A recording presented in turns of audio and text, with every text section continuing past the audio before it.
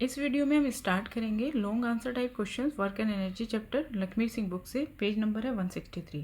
तो स्टार्ट करते हैं। 31st question, what do you understand by the term transformation of energy, explain with an example. तो transformation of energy का मतलब क्या है? The change of one form of energy into another form of energy is known as transformation of energy. Energy का एक form से दूसरी form में चेंज होना ट्रांसफॉर्मेशन ऑफ एनर्जी कहलाता है। एक्सप्लेन विद एन एग्जाम्पल, एक एग्जाम्पल दे देते हैं।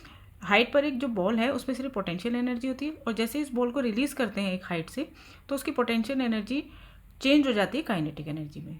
ठीक है, a ball at a height held at a height has only potential energy, when the ball is release from a height then the potential energy of ball is transformed into kinetic energy.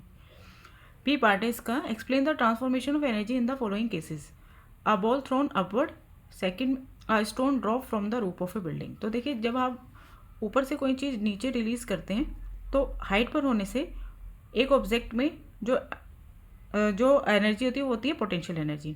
अब height जैसे जैसे reduce होती रहेगी तो उसकी potential energy कम होती जाएगी और काइनेटिक एनर्जी बढ़ती जाएगी, क्योंकि जैसे ही वो नीचे की तरफ आएगी तो उसकी स्पीड बढ़ती जाएगी, उस ऑब्जेक्ट की स्पीड तेज होती जाएगी तो काइनेटिक एनर्जी बढ़ती जाएगी। तो जब आप ऊपर से नीचे कोई चीज़ फेंकेंगे तो पोटेंशियल एनर्जी ट्रांसफॉर्म हो जाती है काइनेटिक एनर्जी में। ठीक है, और इसका उल्टा क्या होता है, जब आप कोई चीज़ ऊपर फेंकते हैं तो काइनेटिक एनर्जी कम होती चली जाती है, क्योंकि उस ऑब्जेक्ट की स्पीड जो है वो कम होती चली जाती है। लेकिन हाइट बढ़ती जाती है तो पोटेंशियल एनर्जी हाइट पर डिपेंड करती है, वर्टिकल हाइट पर। हाइट बढ़ती जाएगी तो पोटेंशियल एनर्जी बढ़ती जाएगी। ठीक है, सो हम लिखेंगे when A ball is throne upward the kinetic energy of ball is gradually transform into potential energy, and when a stone is dropped from a height the potential energy of the stone is gradually transformed into kinetic energy. Next 32 question का first part करते हैं। A part, state and explain the law of conservation of energy with an example. तो हमें explain करना है law of conservation of energy. तो देखो, अभी हमने पढ़ा है energy can be transform from one form to another. Energy को हम एक फॉर्म से दूसरी फॉर्म में चेंज कर सकते हैं। ठीक है, तो according to the law of conservation of energy, law of conservation of energy क्या कहता है? Whenever energy change from one form to another the total amount of energy remains constant. तो law according to law of conservation of energy, जब energy एक form से दूसरी form में change होती है तो टोटल अमाउंट जो है एनर्जी का वो कांस्टेंट रहता है। ठीक है, total energy before and after transformation remains the same, या रिमेन्स द कांस्टेंट। तो energy can nether be created nor destroy, आप ये भी कह सकते हैं। एग्जाम्पल आप देख सकते हैं, object falling from certain height converts its potential energy to kinetic energy. जैसे कि हमने इससे पहले वाले क्वेश्चन में पढ़ा, एक ऑब्जेक्ट जो ऊपर से एक हाइट से गिरता है उसकी पोटेंशियल एनर्जी काइनेटिक एनर्जी में चेंज हो जाती है। बट एट ऑल इंस्टेंट, सभी टाइम पर टोटल मैकेनिकल एनर्जी जो है वो कॉन्स्टेंट रहती है। Mechanical energy means kinetic energy और पोटेंशियल एनर्जी का जो सम है वो हमेशा कॉन्स्टेंट रहता है।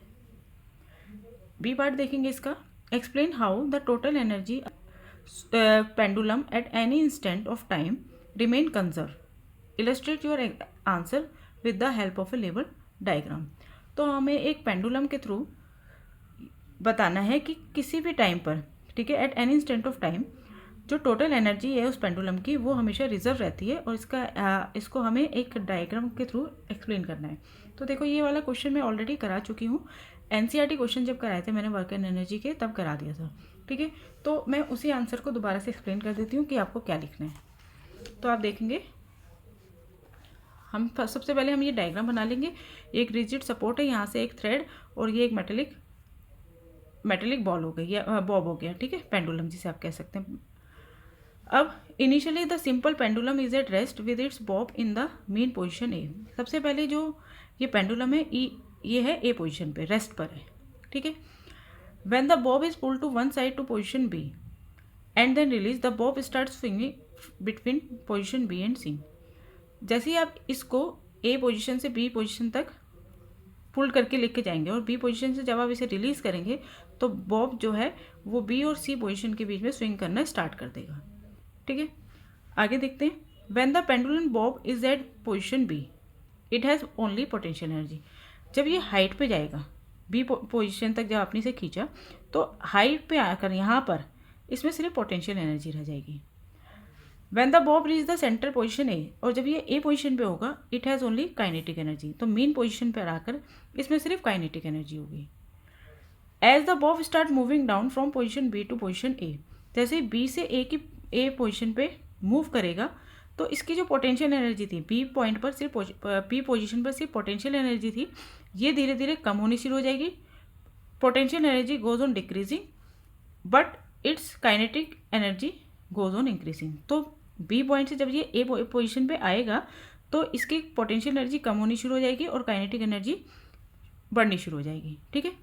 As the bob goes from position A toward position C, और जैसे वो ए से सी पोजीशन पे जाएगा तो इसकी काइनेटिक एनर्जी डिक्रीज होनी शुरू हो जाएगी और पोटेंशियल एनर्जी इंक्रीज होनी शुरू हो जाएगी. ठीक है. ए से जब वो सी की तरफ जाएगा तो यहाँ पे सिर्फ काइनेटिक एनर्जी थी ए पॉइंट पर, तो वो काइनेटिक एनर्जी रिड्यूस होगी और पोटेंशियल एनर्जी बढ़नी शुरू हो जाएगी. ऑन रीचिंग द पोजीशन सी, अब सी पोजीशन पे पहुंचकर बॉब स्टॉप होगा. जब वो स्टॉप होगा मैक्सिमम हाइट अचीव करने पर तो उसमें रह जाएगी सिर्फ पोटेंशियल एनर्जी. ठीक है. फ्रॉम द अबव डिस्कशन, अब इस पूरे डिस्कशन से हमने क्या कंक्लूजन निकाला? At the extreme position B and C, extreme position B और सी जब है तो सारी एनर्जी जो है बॉब की वो पोटेंशियल एनर्जी है, जबकि सेंटर पोजीशन ए पर सारी एनर्जी जो है वो सिर्फ काइनेटिक एनर्जी है. ठीक है. At all other intermediate position the energy of Bob is partially potential energy and partially kinetic. लेकिन और बीच के जो रास्ते इंटरमीडिएट पोजीशन जो है उनमें बॉब में कुछ पोटेंशियल एनर्जी है, कुछ काइनेटिक एनर्जी है. But the total energy of the swinging pendulum at any instant of time remain the same. लेकिन उनका सम अगर हम करेंगे तो किसी भी पॉइंट पर, ठीक है, पेंडुलम के स्विंग करते समय किसी भी पॉइंट पर जो उनके जो एनर्जी है वो क्या है? सेम है. टोटल एनर्जी जो है चाहे उसमें सिर्फ पोटेंशियल है, चाहे सिर्फ उसमें काइनेटिक है, चाहे पोटेंशियल और काइनेटिक दोनों हैं, लेकिन उनका जो टोटल है वो हमेशा सेम ही रहेगा. ठीक है. Next question 33. इसका ए पार्ट देखते हैं. What is the meaning of the symbol in KWH? What quantity does it represent? तो KWH का मतलब क्या है? KWH मीन्स किलोवाट आवर, और ये किस क्वांटिटी को दिखाता है? It represent the electrical energy consumed. ठीक है. किलोवाट या वॉट क्या होता है? किलोवाट या वॉट दिखाता है इलेक्ट्रिकल पावर, और किलोवाट आवर क्या शो करता है? Electrical energy consumed, electrical energy दिखाता है. ठीक है. बी पार्ट देखते हैं इसका. How much electrical energy in kilowatt hour is consume by an electrical appliance of 1000 what when it is switch on for 60 minutes. तो हमें इलेक्ट्रिकल एनर्जी कितनी कंज्यूम हुई ये बताना है एक इलेक्ट्रिकल अप्लायंसेस से जिसमें दे रखा है उसकी जो वॉट है वो है 1000 वॉट और उसे ऑन किया जाता है 60 मिनट के लिए. तो हमें एनर्जी जो एनर्जी कंजप्शन है वो किलोवाट आवर में निकालना है. तो पावर हमें 1000 वॉट दे रखी है, 1000 वॉट में हो गया 1 किलोवाट. ठीक है. 1000 वॉट को हमने किलोवाट में चेंज करा तो हो गया 1 किलोवाट. टाइम हमें 60 मिनट दे रखा है तो 60 मिनट का मतलब हो गया 1 आवर. ठीक है. तो इलेक्ट्रिकल एनर्जी क्या होती है? Power into time. तो पावर हो गई 1 किलोवाट, टाइम हो गया 1 आवर. तो इलेक्ट्रिकल एनर्जी कितनी कंज्यूम हुई? 1 किलोवाट आवर. नेक्स्ट क्वेश्चन करते हैं 34th question. Drive the relation between commercial unit of energy kilowatt hour and SI unit of energy joule. तो हमें कमर्शियल यूनिट ऑफ एनर्जी जो है किलोवाट आवर और SI unit जो है एनर्जी की जूल, इनके बीच में रिलेशन बताना है. तो देखो 1 किलोवाट आवर का मतलब क्या होता है? Amount of energy consumed at the rate of 1 kilowatt for 1 hour. 1 kilowatt hour का मतलब है कि 1 किलोवाट 1 आवर में इतनी एनर्जी यूज हो रही है. ठीक है. तो 1 किलोवाट आवर का मतलब 1 किलोवाट फॉर 1 आवर. ठीक है. किलोवाट क्या है? पावर, और टाइम हो गई 1 आवर टाइम है. ठीक है. और यहाँ एक ही आएगा कि 1 kilowatt hour is equal to 1 kilowatt for 1 hour. इस रेट से एनर्जी कंज्यूम्ड हो रही है. 1 घंटे में 1 किलोवाट यूज हो रही है. तो 1 kilowatt hour is equal to, हम 1 किलोवाट को लिख सकते हैं 1000 वॉट. 1 किलोवाट के नीचे मैंने लिख दिया 1000 वॉट फॉर 1 आवर. ठीक है. अब आप देखिए हमने क्या पढ़ा है? 1 watt is equal to 1 joule upon 1 second. 1 watt is equal to 1 joule upon 1 second. तो 1000 वॉट को क्या लिख सकते हैं? 1000 जूल्स अपॉन सेकेंड्स. ठीक है. देखो अब 1000 वॉट इज फॉर 1 आवर. अब 1000 हमने पढ़ा है 1 वॉट किसके इक्वल होता है? 1 जूल अपॉन 1 सेकेंड के. तो 1000 वॉट्स किसके इक्वल होगा? 1000 जूल्स अपॉन सेकेंड्स के, ठीक है। 1 आवर को हमने सेकेंड में चेंज कर दिया, 60 इंटू 60। 1 आवर को मिनट में चेंज करेंगे तो इंटू 60, मिनट को दोबारा फिर सेकेंड में चेंज करेंगे तो इंटू 60 सेकेंड्स। इस सेकेंड से ये वाला सेकेंड कट हो जाएगा। 6 इंटू 6 36, 1 2 3 4 5 50 जूल्स। तो 1 kilowatt hour is equal to 36 lakh joules. ये आप लिख सकते हैं 3.6 इंटू 10⁻⁶ जूल्स। इस तरह से ये रिलेशन बन गया। 1 किलो वॉट आर किसके इक्वल होता है, 3.6 मल्टीप्लाई 10⁻⁶ जूल के, ठीक है। आप डायरेक्ट भी लिख सकते थे ये, लेकिन मैंने ये आपको एक्सप्लेन कर दिया। सेकेंड पार्ट में पूछा है a certain household consume 650 units of electricity in a month, how much is this electricity in joule. देखिए 1 किलो वॉट आर 1 यूनिट के इक्वल होता है, ठीक है। ये कमर्शियल यूनिट है। 1 kilowatt hour is 1 unit, और तो 1 किलो वॉट आर में कितने जूल्स होते हैं, 36 लाख जूल। तो 1 यूनिट में भी 36 लाख जूल्स हो गए।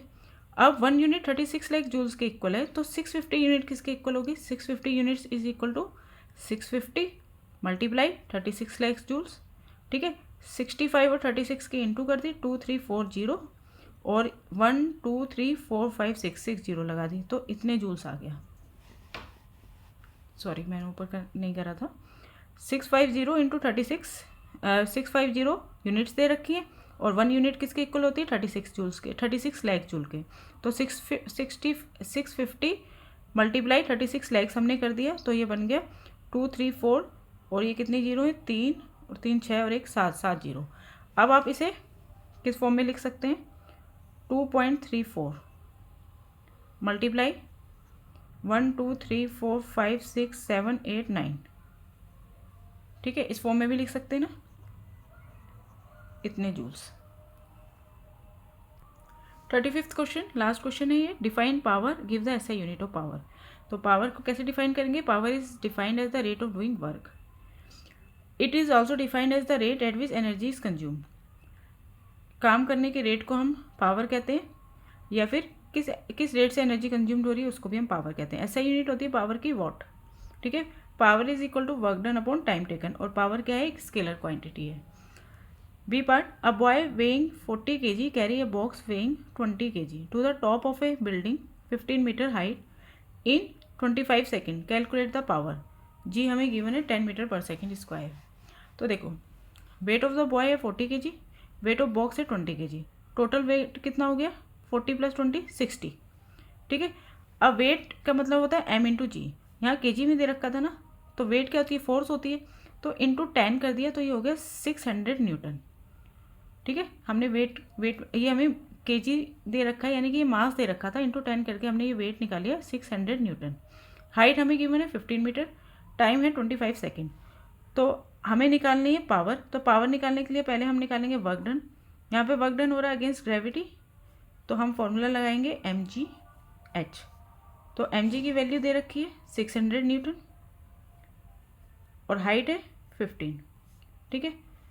तो 15 6 या 90, 2 जीरो और, तो वर्क डन हो गया 9000 जूल। तो power is equal to work done upon time, तो 9000 अपॉन 25, ठीक है। 25 से डिवाइड कर देंगे, 25 2 जा 25 3 जा 75 बच्चे कितने 15, 25 6 जा 150 और 1 जीरो, इतने वॉट।